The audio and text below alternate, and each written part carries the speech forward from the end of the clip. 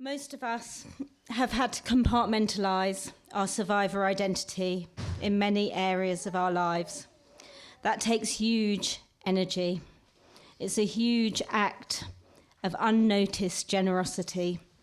Our suffering to save others the discomfort of being with what happened to us and is still happening on an incomprehensible scale. It comes at vast personal expense for each of us, materially, emotionally, financially, relationally. 11 million of us holding this devastating truth so that other people don't have to think about it, because that has been the messaging throughout our lives. Be quiet. Be in pain over there where we can't see you, or in places where we can blame you, in mental health settings, or pupil referral units, or rehabs, and on the street. Be in pain somewhere else, so that as a culture, people can dissociate en masse from the horror they are privileged enough to be able to overlook. And that brings me on to zebras. We're surrounded by these beautiful ABC of CSA cards. And our Z card over here is for feeling like a zebra in a world full of giraffes, which speaks to that place where we have felt different, where we have been othered, felt isolated, where we have felt like and been told that we don't and won't ever fit in. But here's the thing, there's a lot of zebras in the world, and they're pretty damn cool. They live in herds, and they have really strong bonds. They migrate long distances to survive, climb mountains, and form super herds of thousands of individuals. The collective noun is dazzle, a dazzle of zebras. And they're vigilant, always on the lookout for predators. One of the herd stays awake at night to keep watch. Does that sound familiar to anybody? And if they're attacked, they stand together in solidarity. They know about the power of numbers. I've got a new catchphrase. I'm a fucking zebra, mate. Deal with it.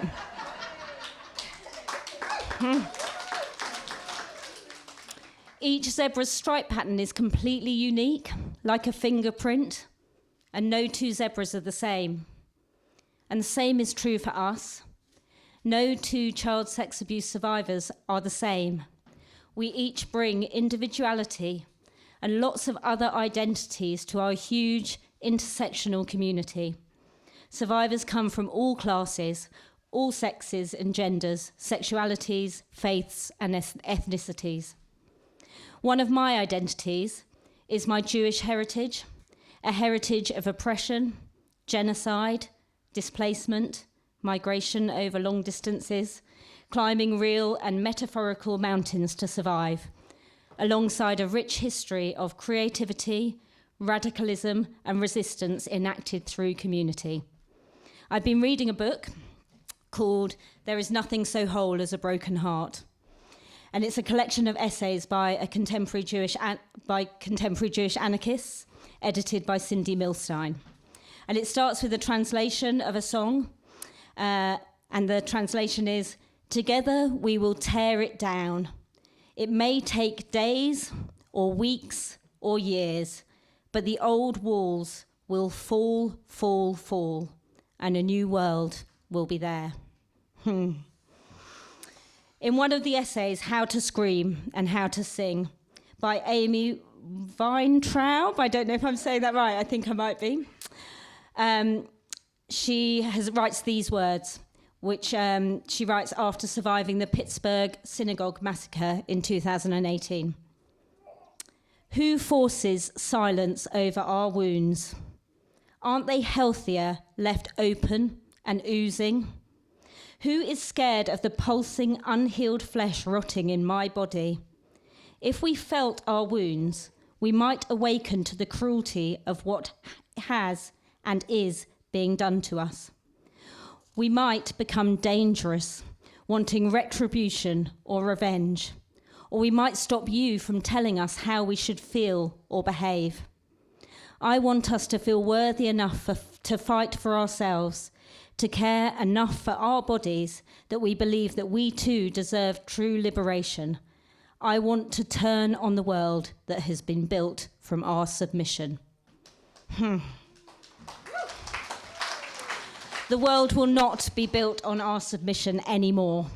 Those days are over, and now we are here, gathering, speaking, rebelling, weeping and raging, demanding change and ushering in a new and dazzling world. Thank you so much for being here. Thank you.